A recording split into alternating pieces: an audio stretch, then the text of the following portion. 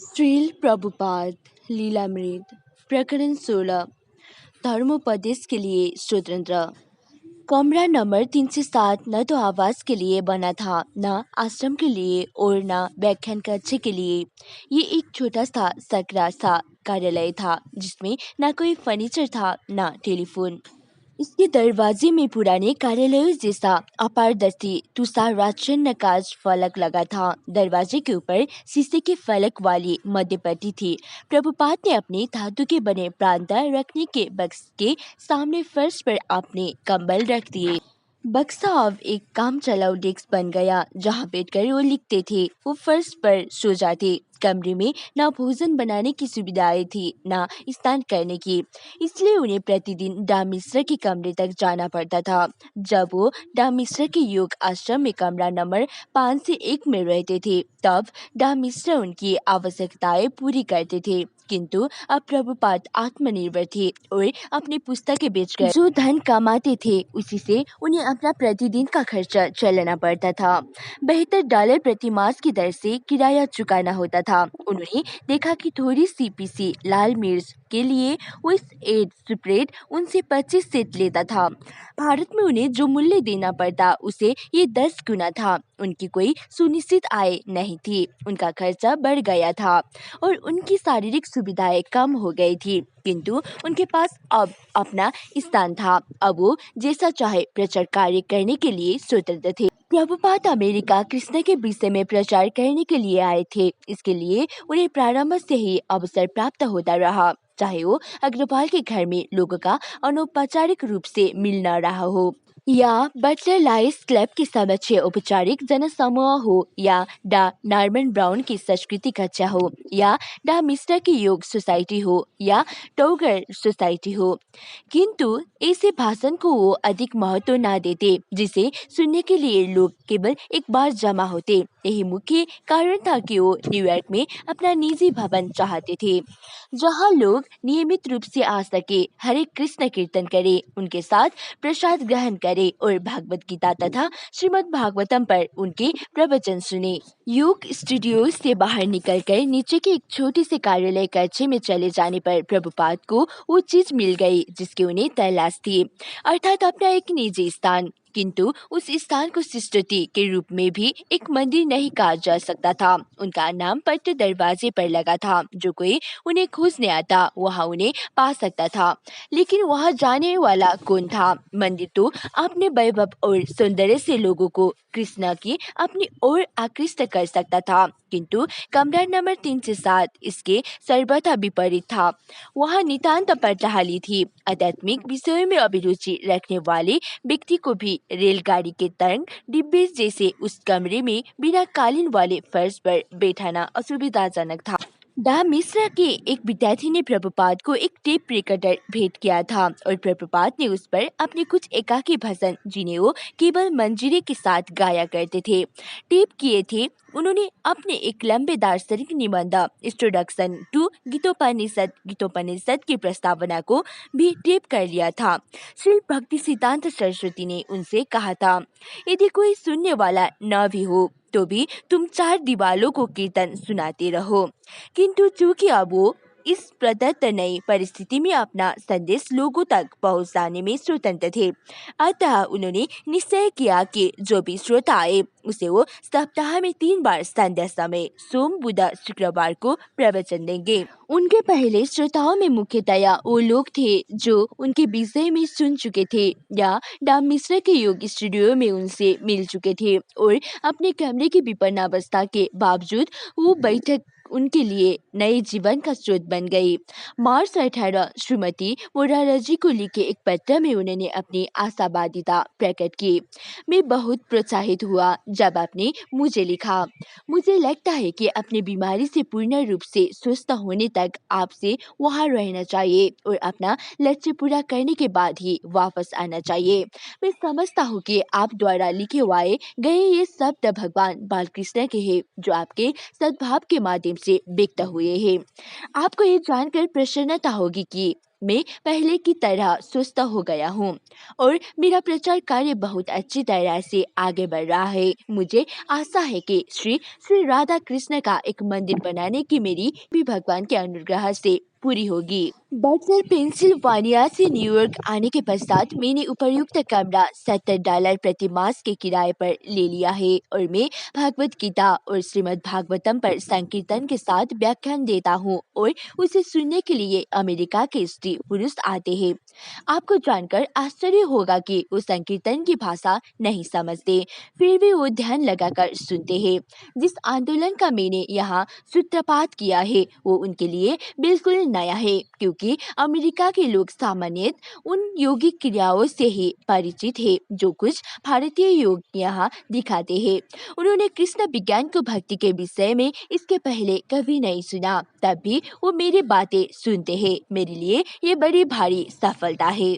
कमरा नंबर 307 के बंद खिड़कियों के बाहर जाड़े की रात का चौथा पहर है। प्रभुपाद के शब्दों के बीच बीच में सड़क से कारों के हॉर्न या बेबुजी की मंद ध्वनि कभी कभी सुनाई दे जाती है और कभी कभी हरसन नदी के कोहरे भोपू का चौका देने वाला एकाकी घोष अचानक सुनाई पड़ जाता है। उनका कमरा सजा रहे थे फिर भी गर्म है। प्रभुपाद श्रीमद् भागवत गीता के दूसरे अध्याय पर बोल रहा है। अब अर्जुन चिंताकुल है। उसे इस बात की चिंता है कि युद्ध करे या ना करे। अपनी समझ से अपने उन संबंधियों को देखकर जिनसे उसे युद्ध करना था वो चिंताकुल था और कृष्ण से उसका वाद विवाद हो रहा था। यहाँ एक विचारणीय बात है, कृष्ण परम ब्रह्मा भगवान है। प्रभुपाद की वाणी गंभीर और विश्वासपादक थी। कभी कभी उनका सुर ऊंचा हो जाता और वो भावुक बन जाते। उनकी परिष्कृत अंग्रेज भाषा शैली पर बंगाली उच्चारण का गहरा प्रभाव था। व्याख्यान के बीच वो अचानक रुक गए और उन्होंने कमरे में किसी को संबोधित किया। प्रभुपाद, वो क्या है? पुरुष क्या? प्रभुपाद, ये कौन सी पुस्तक है? पुरुष, वो ये भगवत गीता का अनुवाद है। प्रभुपाद को इस बात से अप्रसन्नता हुई कि जब वो व्याख्यान दे रहे हो तो कोई श्रोता पुस्तक पढ़ रहा हो। श्रीमद् भागवतम में विद्वान वक्ताओं को जिस तरह सम्मान दिए जाने का वर्णन है, ये बात उसके अनुरूप कदापि नहीं थी। प्रभुपाद, ओ ऐसा ना करे, आप मुझे सुने। पुरुष, मैं सुन रहा हूँ। प्रभुपाद, अपना ध्यान कहीं और ना ले जाए, केवल मुझे सुने। प्रभुपाद एक शिष्य की भूमिका निभा रहे हैं। वो एक शिष्य को सही रास्ता बता रहा है। स्वाभाविक है कि ऐसा कोई अनिवार्य कारण नहीं है कि उनके पास कभी कभी आने वाले अतिथि उनकी आज्ञा का पालन करे। प्रभुपाद तो ध्यान देने का केवल अनुरोध कर रहे हैं और फिर भी लोगों को कृष्ण भावना मृत्यु से प्रभावित करने का प्रयत्न करते हुए वो मांग करते हैं, केवल मेरी ओर ध्यान दो। आपने सुना है कि किसी को आध्यात्मिक गुरु सावधानी पूर्वक परीक्षा के बाद स्वीकार करना चाहिए। ठीक उसे ही जैसे कोई अपना पति या पत्नी सावधानी पूर्वक परीक्षा के बाद स्वीकार करता है। भारत में वो अत्यंत सावधान रहते हैं, क्योंकि लड़के लड़कियां का विवाह माता पिता के निर्देशन में होता है, इसलिए माता पिता इसका पूरा ध्यान रखते हैं। आध्यात्मिक गुरु को भी उसी तरह स्वीकार करना चाहिए। ये आवश्यक है। वैदिक आदेशों के अनुसार प्रत्येक व्यक्ति का आध्यात्मिक गुरु होना चाहिए। आपने कदाचित योग्योपवीत देखा है। हम योग्योपवीत धारण करते हैं। श्रीमान कोहेन, आपने योग्योपवीत देखा है? प्रभुपाद रुक जाते हैं। उनकी श्रोता मंडली ने पतले श्वेत सूत से बने उनके योग्योपवीत को नहीं देखा है, जो वो कमीज के नीचे शरीर के ऊपरी भाग में आर पार पहने हुए है। हजारों वर्ष से भारत के ब्राह्मण इसे योग्योपवीत पहनते आए हैं, जो उनके शरीर पर बाएं कंधे से लटकर सीधे दाहिने और कमर तक जाता है। प्रत्येक ब्राह्मण दिन में 3 बार पवित्र गायत्री मंत्र का जप करते समय योग्योपवीत को अपने दाहिने हाथ में लिए रहता है, किंतु अमेरिकनों के लिए ये सब कुछ वास्तव में विचित्र है। स्वयं प्रभुपाद भी उनके लिए विचित्र है। अपनी भूरी चादर को कंधों से लपेटे हुए वो पालथी मारकर एक पातले तकिए पर सीधे तलकर बैठते हैं। उनके सामने एक बक्स है जो उनके लिए अब डेस्क और पाठ मंच का काम करता है। उनके श्रोता बक्स की दूसरी और उनकी ओर मुंह किए बैठते हैं।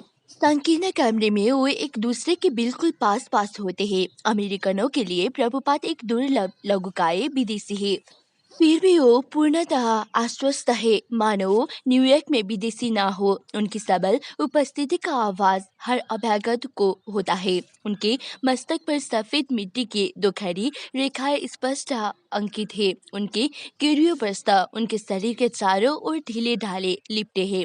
वो केवल कुछ क्षण के लिए ये पूछने के लिए रुकते हैं कि श्रोताओं ने योगोपवीत देखा है या नहीं। ये यज्ञोपवीत इस बात का संकेत है कि उस व्यक्ति का कोई आध्यात्मिक गुरु है या निस्संदेह ऐसा कोई अंतर नहीं है। किंतु हिंदू परंपरा के अनुसार एक विवाहित लड़की के भी कुछ चिन्ह होते हैं जिसे लोग जान सके कि वो विवाहित है। वो एक लाल चिन्ह धारण करती है जिससे अन्य लोग जान जाते हैं कि वो विवाहित है। बालों में विभाजन के अनुसार इस रेखा को क्या कहते हैं? पुरुष पाठ विभाजन रेखा। प्रभुपाद हूँ। पुरुष पाठ विभाजन रेखा। प्रभुपाद वर्तनी क्या है? पुरुष पाठ PART। प्रभुपाद पाठ। इस विभाजन रेखा के भी कुछ अर्थ है। अमेरिकन लोग अंग्रेजी जानते हैं और प्रभुपाद गीता जानते हैं, किंतु जहाँ प्रभुपाद काफी अच्छे अंग्रेजी जानते हैं वहाँ अमेरिकन गीता के बारे में लगभग कुछ भी नहीं जानते और प्रभुपाद को उसके बारे में उन्हें थोड़ा थोड़ा करके बताना है। किंतु अंग्रेजी शब्दावली के संबंध में वो कभी कभी उनसे सहायता लेते हैं। जब विभाजन रेखा मध्य में होती है तब उसका अर्थ है कि लड़की का अपना पति है और वो एक सम्मानित परिवार की है।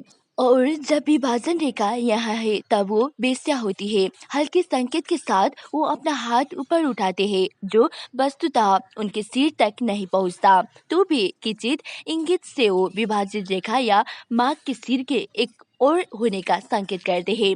और फिर यदि लड़की सुसज्जित हो तो ये समझना चाहिए कि उसका पति घर पर है, और यदि वो सुसज्जित ना हो तो समझना चाहिए कि उसका पति घर से दूर है। आप समझे?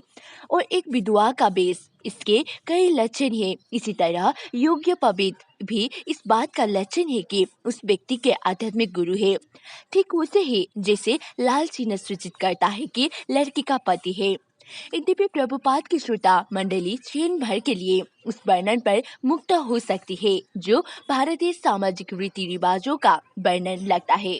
एक सावधान श्रोता उनके व्याख्यान के महत्तर संदर्भ को ग्रहण कर सकता है कि प्रत्येक व्यक्ति को एक आध्यात्मिक गुरु अवश्य बनाना चाहिए। कभी कभी इकट्ठे होने वाले श्रोताओं के लिए सचमुच ये गंभीर प्रकरण है। आध्यात्मिक गुरु की क्या आवश्यकता है? क्या ये केवल भारत के लिए ही सत्य नहीं है, किंतु वो कहते हैं प्रत्येक व्यक्ति का एक आध्यात्मिक गुरु होना चाहिए। फिर आध्यात्मिक गुरु है क्या? हो सकता है कि उनका आशय ये हो कि एक पवित्र या सधावा स्त्री के केसों के बीच मांग या विधवा का परिधान, इन सब की तरह आध्यात्मिक गुरु का वर्णन भी हिंदू संस्कृति का एक अंग है। श्रोता मंडली के उनके व्याख्यान को आसानी से एक तरह के सांस्कृतिक व्याख्यान मान सकता है। ठीक वैसे ही जैसे कोई व्यक्ति आसानी से विदेश के किसी जन समाज के आचार विचार पर आधारित कोई चलचित्र देखता है, यद्यपि उसका इरादा ये नहीं होता कि वो इन आचार विचारों को स्वयं ग्रहण करे। स्वामी जी अपने शरीर पर योग्य पवित्र धारण किए हैं, किंतु ये केवल हिंदुओं के लिए है और इसका ये तात्पर्य नहीं है कि उसे अमेरिकन लोग भी धारण करें। किंतु हिंदुओं के ये आप विश्वास बड़े रोचक है। सचमुच प्रभुपाद का इसके अतिरिक्त अन्य कोई उद्देश्य नहीं है कि परम सत्य को उस रूप में प्रस्तुत करे जैसा कि उन्होंने गुरु परंपरा में सुन रखा है। किंतु यदि उस रेल के डिब्बे जैसे संकीर्ण कच्चे में कोई अपने से पूछे क्या मैं अपने आप को किसी आध्यात्मिक गुरु को समर्पित कर दूं, तो उसे एक सच्चे गुरु की उपस्थिति के प्रश्न का सामना करना होगा। प्रत्येक व्यक्ति स्वतंत्र है कि वो उनकी वार्ता को चाहे जिस रूप में ले। जीवन के पग पग पर आध्यात्मिक गुरु पथ प्रदर्शन करता है। ऐसा पथ प्रदर्शन करने के लिए आध्यात्मिक गुरु को भी पूर्ण मानव होना चाहिए, अन्यथा वो पथ प्रदर्शन कैसे कर सकेगा? प्रसंगतः अर्जुन जानता है कि श्री कृष्ण पूर्ण व्यक्ति है, अतः वो उन्हें स्वीकार करता है। शिष्यस्तेहं साधि माम त्वाम प्रपन्नम। संस्कृत कोई इसका एक शब्द भी नहीं जानता, किंतु श्री प्रभुपाद के लिए इस तरह का कभी कोई प्रश्न नहीं है। भले ही वो ना समझे, शास्त्र की दिव्य ध्वनि उन्हें पवित्र कर देगी। ये उनके अधिकार की बात है और वो इसे छोड़ ना सकती। और प्रथम प्रभाव की दृष्टि से भी विदेशी होते हुए भी संतों के मूल कथनों के उदाहरण से विद्वतापूर्ण अधिकार के वातावरण की सृष्टि होती है। मैं आपके प्रति अपने आप को समर्पित करता हूँ और मुझे आप अपना शिष्य स्वीकार करें। अर्जुन कहता है, मैत्रीपूर्ण वार्ता से उलझन का समाधान नहीं होता। मैत्रीपूर्ण वार्ताएं बिना किसी समाधान के सालों चलती रह सकती है। इसलिए यहाँ अर्जुन कृष्ण को अपना आध्यात्मिक गुरु स्वीकार करता है। इसका आशय ये है कि कृष्ण जो भी निर्णय करेंगे उसे अर्जुन स्वीकार करेगा।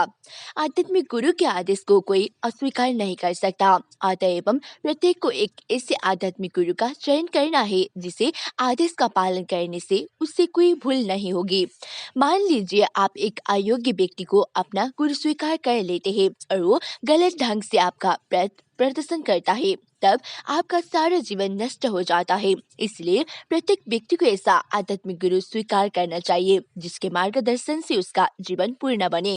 आध्यात्मिक गुरु और शिष्य के बीच का संबंध ऐसा ही होना चाहिए। ये केवल एक औपचारिकता नहीं है, ये आध्यात्मिक गुरु और शिष्य दोनों के लिए बड़े उत्तरदायित्व का कार्य है। और हाँ, विद्यार्थी किंतु यदि शिष्य पहले से अज्ञान में है। प्रभुपाद विद्यार्थी के गंभीर प्रश्न को स्वीकार करते हैं। अज्ञान में पड़े शिष्यों के ऐसे ही प्रश्न के उत्तर देने के लिए वो भारत में अवकाश प्राप्त जीवन को छोड़कर अमेरिका आए हैं। विद्यार्थी, शिष्य को कैसे मालूम हो कि वो किसी अपना गुरु बनाए, क्योंकि सही निर्णय के लिए उसके पास ज्ञान नहीं है। प्रभुपाद, हाँ, तो पहली आवश्यकता यह है कि आप एक आध्यात्मिक गुरु की खोज में लगे, ठीक वैसे ही जैसे आप कोई विद्यालय खोजते हैं। आपको कम से कम कुछ प्रारंभिक ज्ञान तो होना ही चाहिए कि विद्यालय क्या होता है। ऐसा नहीं हो सकता कि आप विद्यालय की खोज में निकले और किसी कपड़े की दुकान पर चले जाए। यदि आप इतने अज्ञानी हैं कि आपको ये भी नहीं मालूम कि विद्यालय क्या है और कपड़े की दुकान क्या है, तो आप बहुत कठिनाई में होंगे। आपको कम से कम ये तो जानना ही चाहिए कि विद्यालय क्या है। अतएव वो ज्ञान इस तरह है, तद विज्ञानार्थ स गुरुम एवाभिगच्छेत् समेत प्राणियम क्षेत्रीयो ब्रह्मनिष्ठम। इस श्लोक के अनुसार आध्यात्मिक गुरु की आवश्यकता उस व्यक्ति की दिव्य ज्ञान के विषय में जिज्ञासु है। श्रीमद् भागवत में एक दूसरा श्लोक है, तस्मात् गुरु प्रपद्य जिज्ञासु श्रेय उत्तमम। यदि कोई व्यक्ति दिव्य विषय के प्रति जिज्ञासु है तो उसे आध्यात्मिक गुरु की खोज करनी चाहिए। जब तक कोई दिव्य विषय का कम से कम प्रारंभिक ज्ञान न रखता हो, तब तक वो आध्यात्मिक गुरु से क्या जिज्ञासा कर सकता है। उनका प्रश्नकर्ता संतुष्ट प्रतीत होता है।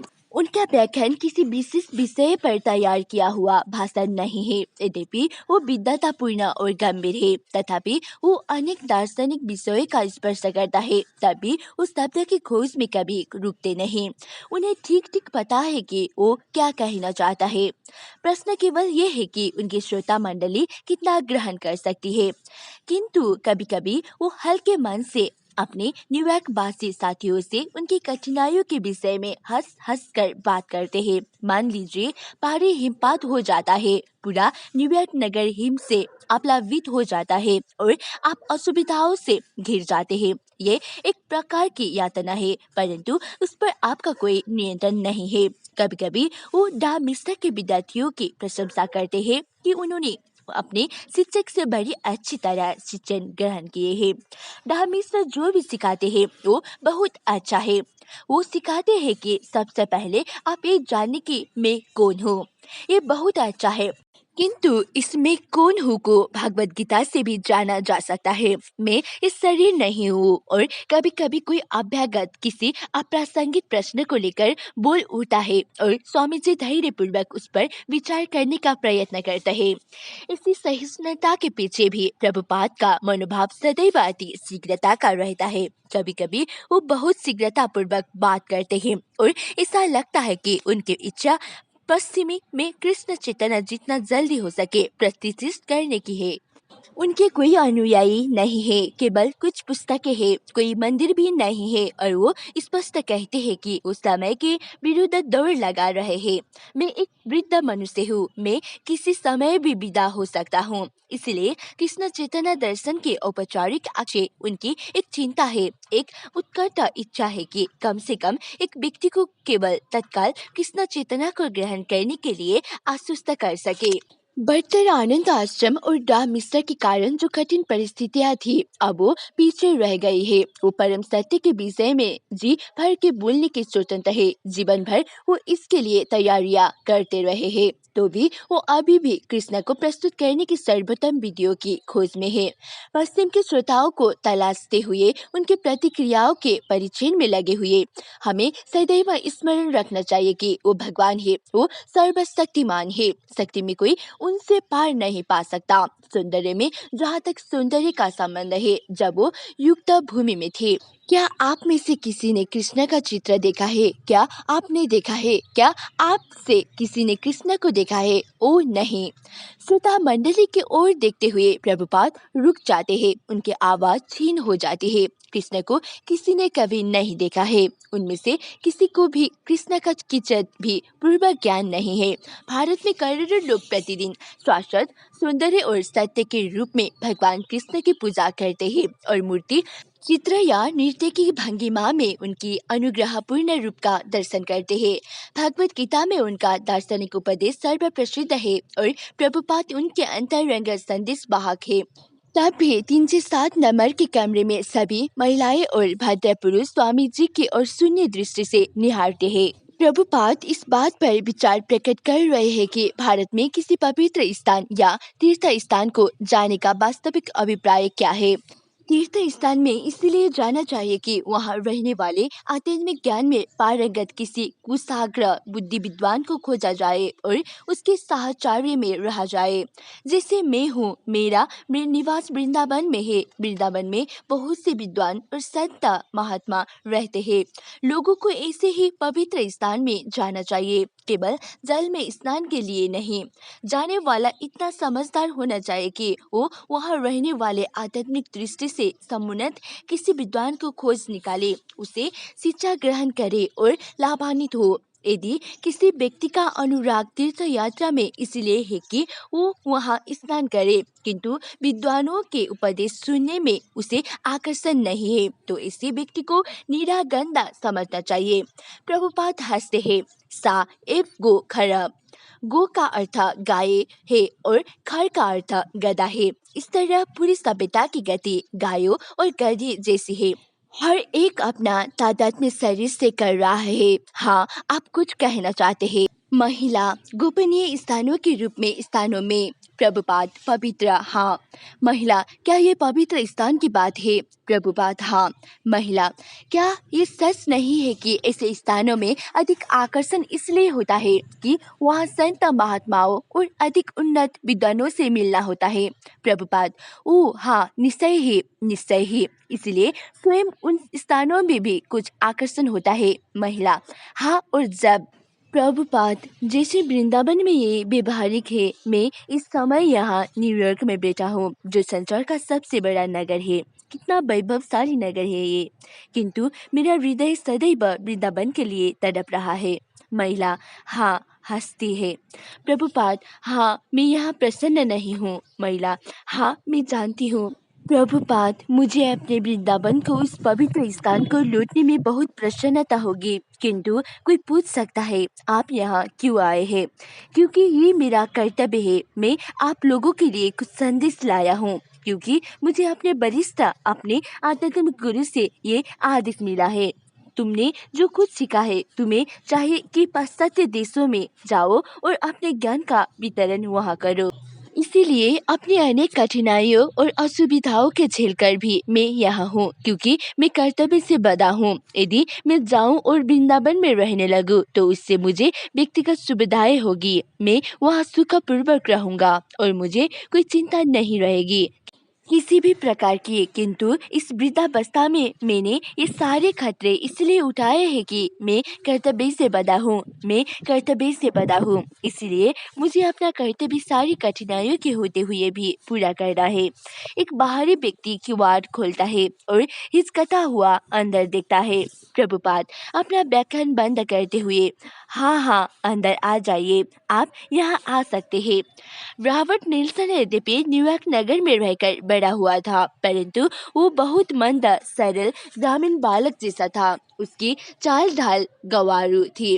वो 20 वर्ष का था। वो जोर पकड़ते हुए हिप्पी आंदोलन का अंग नहीं था। वो मारिजुआना या इस तरह के अन्य नशीली वस्तुओं का सेवन नहीं करता था। लोगों से उसका मिलना जुलना भी अधिक नहीं था। वो अकेला था। उसने स्टेटेन आइलैंड कम्युनिटी कॉलेज में कुछ प्राविधिक शिक्षा प्राप्त की थी और रिकॉर्ड बनाने के धंधे में हाथ आजमाया था, पर उसे कोई खास सफलता नहीं हुई थी। ईश्वर में उसकी रुचि थी और नगर में इधर उधर वो कई आध्यात्मिक बैठकों में सम्मिलित होता रहता था। इस तरह एक दिन वो डा मिश्रा का व्याख्यान सुनने उनकी योग सोसाइटी में जा पहुंचा और वहां उसने पहली बार प्रभुपाद को देखा। रॉबर्ट स्वामी जी पालथी मारकर एक बेंच पर बैठे थे। मीटिंग चल रही थी और डा मिस्टर कुछ लोगों के समूह के सामने खड़े थे। समूह में लगभग 50 व्यक्ति थे। डा मिश्रा मैं चेतना हूँ विषय पर बोल रहे थे। बोल चुकने के बाद डा मिश्रा ने उन्मुक्त मुस्कान के साथ शानदार ढंग से लोगों को स्वामी जी का परिचय दिया। वो स्वामी जी है, उन्होंने कहा। विशद परिचय देने के लिए वो झूम उठे और हाथ से संकेत करने लगे। उनका ये ढंग बहुत सुंदर था। ये परिचय डा मिश्रा के घंटे तक बोलने के बाद कराया गया। स्वामी जी ने भाषण नहीं दिया, उन्होंने एक गीत गाया। तत्पश्चात मैं उनके पास गया। वो खुलकर मुस्कुराए और बोले कि युवकों को कृष्ण चेतना अपनाते देखना उन्हें बहुत पसंद था। इस विषय पर वो बहुत गंभीरता से बात कर रहे थे। वो सभी युवकों को चाहते थे, इसलिए मैंने सोचा कि ये तो बहुत अच्छा है, ये सार्थक बात है, अतः मैं सहायता करना चाहता था। हम ओरा खड़े खड़े लगभग 1 घंटा बातें करते रहे। पिछले भाग में डा मिश्र का पुस्तकालय था और हमने कुछ पुस्तकें देखी, अर्जुन कृष्ण रथ और अन्य चीजें। तब हमने चारों ओर चक्कर लगाया। हमने दीवार पर टंगे कुछ स्वामियों के चित्र देखे। बहुत देर होने लगी तो प्रभुपाद बोले, कल 10 बजे निचली मंजिल पर मेरे कार्यालय में आइए। अगले दिन जब रॉबर्ट निल्सन 307 नंबर के कमरे पर गया तो प्रभुपाद ने उसे अंदर आने के लिए आमंत्रित किया। स्पष्टतः वो कमरा रहने के लिए नहीं बना था। उसमें न शौचालय था, न स्नान कक्ष, न कुर्सी, न सैया और न टेलीफोन। दीवालों का रंग बिल्कुल गहरा और मनहूसा था। प्रभुपाद ने रॉबर्ट को श्रीमद् भागवत के 3 भागों का सेट दिखाया, जिसे रॉबर्ट ने $16.50 में खरीद लिया। तब प्रभुपाद ने उसे एक छोटा कागज का टुकड़ा दिया जिस पर हरे कृष्ण मंत्र मुद्रित था। रॉबर्ट, जब स्वामी जी मुझे कागज का टुकड़ा दे रहे थे तब उनके चेहरे पर ऐसी प्रफुल्ल मुस्कान थी मानो वो मुझे सारा विश्व दे रहे हो। हमने सारा दिन एक साथ बिताया। एक अवसर पर वो बोले, हम लोग सोने जा रहे हैं। तब वो अपने छोटी डेस्क के बगल में लेट गए और मैंने कहा, मैं भी थक गया हूँ, इसलिए मैं कमरे के दूसरे कोने में लेट गया और इस तरह हमने आराम किया। मैं फर्श पर लेटा था। लेटने के लिए एकमात्र वही स्थान था। उन्होंने देर तक विश्राम नहीं किया, मैं समझता हूँ। उन्होंने केवल 1.5 घंटे तक विश्राम किया। फिर हमने शेष दिन साथ साथ बिताया। वो भगवान चैतन्य के और उनकी लीलाओं के विषय में बातें करते रहे और उन्होंने मुझे भगवान चैतन्य का एक छोटा सा चित्र दिखाया। तब वो भगवान चैतन्य के भक्तों नित्यानंद और अद्वैत के विषय में चर्चा करने लगे। उनके पास भगवान चैतन्य के 5 भक्तों का एक चित्र था और एक चित्र उनके आध्यात्मिक गुरु का था। उन्होंने संस्कृत में कुछ कहा और तब उसका अनुवाद अंग्रेजी में किया। उनके रहने का कमरा संस्कृत में कुछ कहा और तब उसका अनुवाद अंग्रेजी में किया। उनके रहने का कमरा वास्तव में कमरे जैसा नहीं था। कोई भी उसे देखकर निराश होता। रॉबर्ट निल्सन प्रभुपाद की उसी सहायता नहीं कर सका जिसकी उन्हें आवश्यकता थी। महाप्रभु चैतन्य का कथन है कि मनुष्य के पास 4 प्रकार की संपदा होती है, उसका जीवन, धन, बुद्धि और वाणी। उनमें से कम एक को भगवान की सेवा में लगाना चाहिए।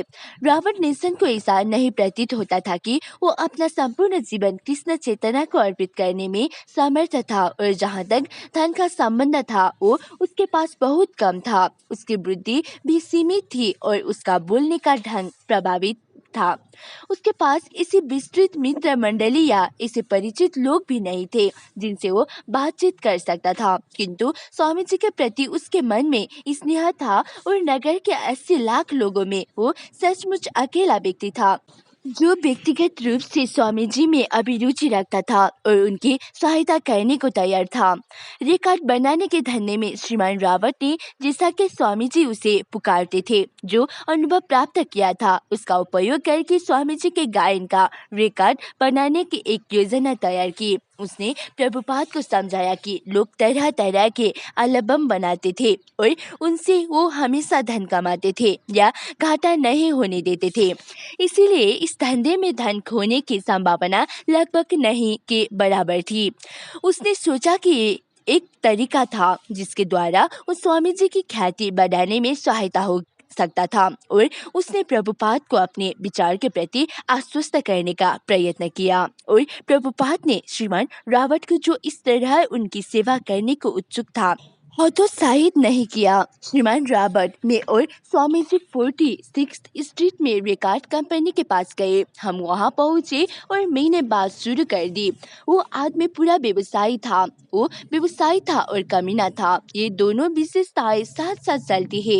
इसलिए हम एक टिप साथ वहां गए और हमने उस व्यक्ति के बातचीत करने की कोशिश की। स्वामी जी बात करने लगे, किंतु वो व्यक्ति बोला कि वो टेप नहीं बना सकता था। मैं समझता हूँ कि उसने टेप सुना, लेकिन वो उसे बनाने को तैयार नहीं था।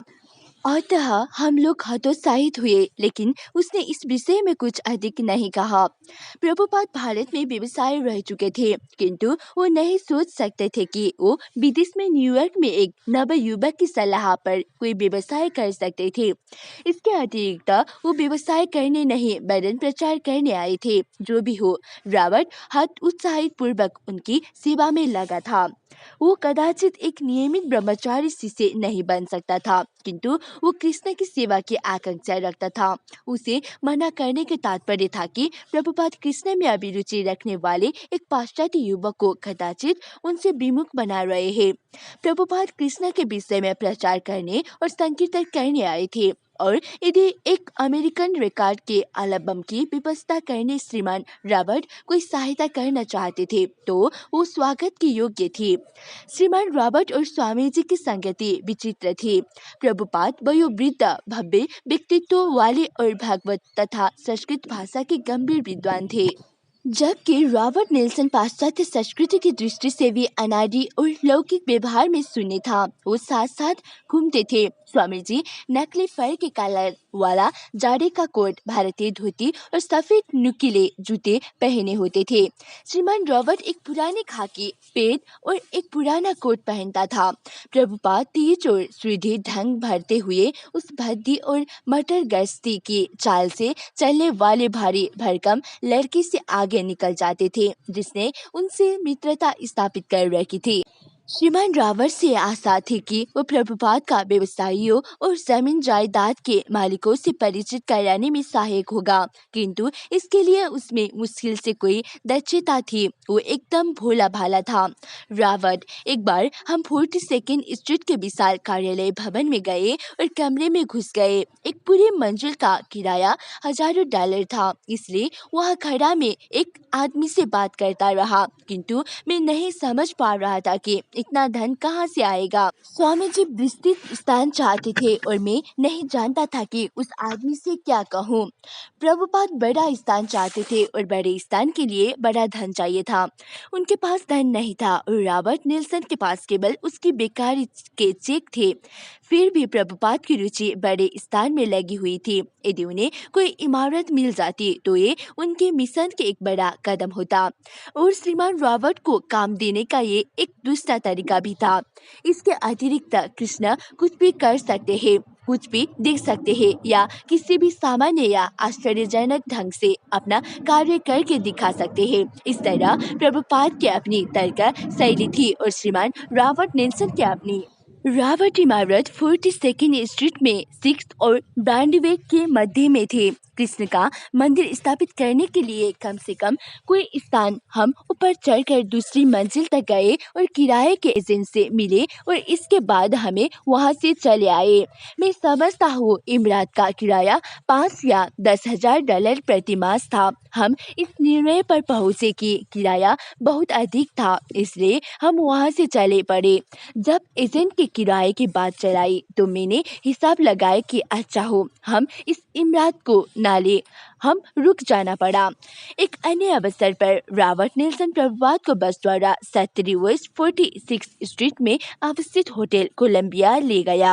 होटल में एक सूट कमरों का सेट था जिसे प्रभुपाद ने मंदिर के रूप में प्रयोग में लाने की संभावना की दृष्टि से देखा, किंतु ये भी बहुत महंगा था और उनके पास इतना धन नहीं था। कभी कभी रॉबर्ट अपने बेकारी के चेकों के पैसे से प्रभुपाद के लिए वस्तुएं खरीद देता। एक बार वो नारंगी रंग की थी शर्टें खरीद लाया। एक बारह और बुलावर्स स्टोर गया और वहां से उसने प्रभुपाद के लिए रसोई के बर्तन, कढ़ाइयाँ और चैतन्य महाप्रभु तथा प्रभुपाद के गुरु महाराज के चित्र के लिए कुछ फ्रेम खरीदे। रॉबर्ट, एक बार मैंने जानना चाहा कि चपातियाँ कैसे बनाते हैं, तो स्वामी जी बोले, इस नुस्खे की कीमत $100 है, कृपया $100 लाइए। इसलिए मैं गया और कुछ पैसे ले आया, किंतु $100 तो मिले नहीं। किसी तरह उनसे मुझे चपातियाँ बनाकर दिखाई। उन्होंने मुझे भोजन बनाना सिखाया और वो हमेशा कहते, हाथ धो और आपको चाहिए कि केवल अपने दाहिने हाथ से खाए। और स्वामी जी से जो भी व्यक्ति मिलता उनसे वो प्राय हमेशा प्रभावित होता। उन्हें देखकर लोगों के चेहरे मुस्कान से भर जाते और कभी कभी लोग उनके विषय में आपस में विचित्र बातें कहने लगते जो बहुत अच्छी होती। स्वामी जी की अंग्रेजी हमेशा बहुत नपी तुली होती। मेरा तात्पर्य ये है कि उनके पास बृहद शब्द भंडार था, लेकिन उन्हें समझने में लोगों को कभी कभी कुछ कठिनाई होती और तब किसी को उनकी सहायता करनी पड़ती। लोअर ईस्ट साइड पर 64 ईस्ट 7th स्ट्रीट में पैराडॉक्स नामक भोजनालय था जो जॉर्जिया ओहाशावा की दार्शनिक विचारधारा और माइक्रोबायोटिक भोजन के प्रति समर्पित था। इस सड़क के तल से नीचे एक दुकान का अगला हिस्सा था जिसके कमरे में मोमबत्ती के प्रकाश में चारों और छोटी छोटी भोजन की मेजें लगी थी। इसका भोजन सस्ता और विख्यात था। इसमें चाय मुफ्त मिलती थी, जो जितना चाहे पिए। पैराडॉक्स केवल एक भोजनालय न था, ये आध्यात्मिक और सांस्कृतिक अभिरुचियों का केंद्र भी था जो ग्रीनविच विलेज या 1920 ई के दशक के पेरिस के जलपान गृह पर मिलने की याद दिलाता था। कोई व्यक्ति चाहे तो बिना कुछ खरीदे पैराडॉक्स में दिन भर बैठा रह सकता था, फिर भी किसी को कोई शिकायत न होती। पैराडॉक्स में जुटने वाला जन समुदाय पूर्वी की शिक्षाओं में रुचि रखने वाला रहस्यमय समुदाय होता। जब डा मिस्र के यहाँ रुकने वाली नए स्वामी का समाचार पैराडॉक्स पहुंचता तो ये खबर तेजी से फैल गई। हार्वे कोहने और बिल एम्सिस परस्पर मित्र थे। हार्वे एक स्वतंत्र कलाकार था और बिल पैराडॉक्स में काम करता था। डा मिस्र के योग स्टूडियो में प्रभुपाद के आवास पर कभी कभी जाने के बाद हार्वे को पैराडॉक्स का पता चला और उसने बिल तथा अन्य मित्र को नए स्वामी जी के विषय में बताना शुरू कर दिया। बिल, मैं पैराडॉक्स में एक रात काम में लगा था जब हार्वे मेरे पास आया और बोला, मैं मिस्र से मिलने गया था और वहाँ एक नए स्वामी आए हैं जो सचमुच विचित्र है। उस समय में माइक्रोबायोटिक्स और बौद्ध धर्म में लीन था, इसलिए मैंने उधर ध्यान नहीं दिया। किंतु हार्वे बहुत चिंताकर्षक और भावुक व्यक्ति था और स्वामी में उसकी बड़ी रुचि प्रतीत होती थी। उसने कहा, तुम शहर की ओर चलते क्यों नहीं? मैं चाहता हूँ कि तुम स्वामी से मिलो। इसलिए मैं 72nd स्ट्रीट में स्वामी जी के एक व्याख्यान में गया। मैं अंदर गया और स्वामी जी की उपस्थिति का मुझ पर प्रभाव हुआ। वो अत्यंत ध्यानस्थ और गंभीर प्रतीत हुए। वो पांडु वर्ण की ओर दुर्बल से लगे। मेरे अनुमान से वो यहाँ हाल ही में आए थे और उनके झंझटों से होकर निकलते थे। वो वहाँ बैठे एक छोटी थैली में ली हुई माला फिरते हुए जप कर रहे थे। डा मिश्रा का एक शिष्य उस समय भाषण दे रहा था। अंत में उसने स्वामी जी का परिचय कराया। उसने कहा, हम स्वामी रूपी सूर्य के चंद्रमाओं के समान है। उसने स्वामी जी का परिचय इस तरह कराया। स्वामी जी खड़े हुए और बोले, मैं निश्चय ही नहीं कर सका कि मैं उनके भाषण के विषय में क्या विचार बनाऊं। उस समय तक भारतीय शिक्षा के संबंध में मेरी जानकारी केवल रामकृष्ण के माध्यम से थी। जहाँ तक मैं जानता हूँ, ये पहला अवसर था जब भक्ति धर्म का आगमन अमेरिका में हुआ। बिल एसिप्सन रॉबर्ट नेल्सन से सर्वथा भिन्न, अत्यंत चलता पुर्जा रूमानी व्यक्ति था। उसके बाल लंबे घुंघराले और काले थे और उसने दाढ़ी बढ़ा रखी थी। वह आकर्षक और फुर्तीला था। रखा था कि नगर में जो आध्यात्मिक गतिविधियां हो उनकी खबर भोजनालय के लोगों तक पहुंचाए। जैसे ही नए स्वामी के विषय में उसकी रुचि हो गई, उससे उन्हीं को भोजनालय में निरंतर चर्चा का विषय बना दिया। बिल, मैं पिछले भाग में गया और भोजनालय के प्रबंधक रिचर्ड से बोला, मैं स्वामी जी के लिए कुछ भोजन ले जा रहा हूँ, आपको कोई आपत्ति तो नहीं है? वो बोला, नहीं, जो भी चाहो ले जाओ। इसलिए मैंने थोड़ा भूरा चावल और कुछ अन्य चीजों ली और उन्हें स्वामी जी के पास वहाँ ले गया। मैं ऊपर गया और किवाड़ खटखटाया, किंतु कोई उत्तर नहीं मिला। मैंने फिर खटखटाया और मैंने देखा कि बत्ती जल रही थी, क्योंकि किवाड़ में शीशा लगा था। अंत में स्वामी जी आए और उत्तर दिया। मैं सचमुच डर गया, क्योंकि मैंने वास्तव में कभी किसी को गुरु नहीं माना था। वो बोले, अंदर आ जाओ बैठो। हम वार्तालाप करने लगे और उन्होंने कहा, जब लोग मिलते हैं तो पहला कार्य वो ये करते हैं कि एक दूसरे के प्रति प्रेम दर्शाते हैं। वो एक दूसरे को अपना नाम बताते हैं और खाने की किसी चीज की अदला बदली करते हैं। अतः उन्होंने मुझे सेब का एक टुकड़ा दिया और वो टेप रिकॉर्डर दिखाया, जिसे उन्होंने संभवतः अपना संकीर्तन टेप करने के लिए रखा था। तब वो बोले, क्या आपने कभी कीर्तन किया है? मैंने कहा, नहीं, मैंने कीर्तन पहले कभी नहीं किया है। इसलिए उन्होंने एक कीर्तन का टेप बजाया और स्वयं कुछ और कीर्तन करके सुनाया। वो बोले, फिर जरूर आना। मैंने कहा, हाँ, यदि मैं फिर आया तो आपके लिए कुछ और भजन लाऊंगा।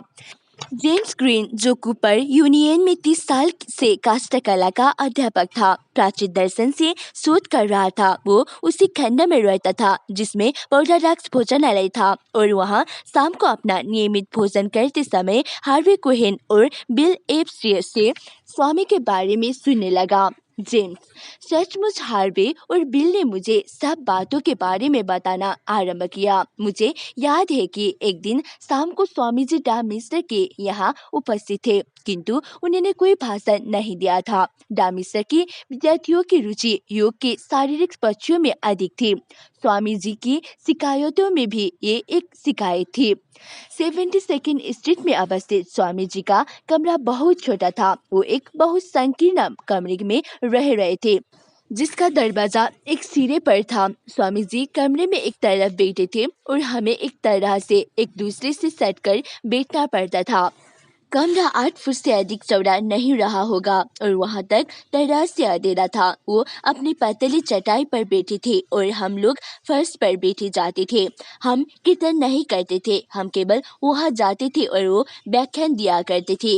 भगवत गीता पर व्याख्यान सुनने के अतिरिक्त हमारे लिए अन्य कोई आकर्षण नहीं था। मैंने बहुत सारा साहित्य पढ़ रखा था और मैं समझता हूँ कि अपने संकुचित ढंग से मैं एक गुरु की तलाश में था। मैं समझता हूँ कि मैं आक्रामक प्रकृति का नहीं हूँ और ना मुझ में यो त्यो अपना काम निकालने का गुण है। मैं केवल एक श्रोता था और भगवत गीता सुनना ठीक लग रहा था, इसलिए मैं वहां जाता रहा। ऐसा लगता था कि बात वहां से आगे बढ़ेगी। वहां अधिकाधिक लोगों का आना आरंभ हुआ। तब वहां बहुत भीड़ होने लगी और उन्हें दूसरा स्थान खोजना पड़ा। प्रभुपाद के कक्षाओं में आने वाले पुराने और अधिक रूढ़िवादी लोगों के विपरीत पौराडाक्स में इकट्ठा होने वाला नया समुदाय युवाजनों और हिप्पियों का था।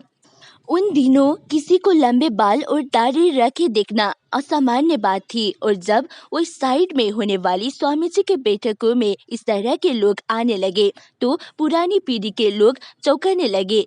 जैसा कि एक ने कहा, भक्तिवेदांत स्वामी दूसरे प्रकार के लोगों को चुनने लगे हैं। वो उनसे बोबरी या किसी आटारी में मिलते। ये लोग विचित्र सी हाइट लगाए और अपने आप को भूरे कंबलों में लपेटे हुए आते। उन्हें देखकर मैं तो भौंचा कर रह जाता।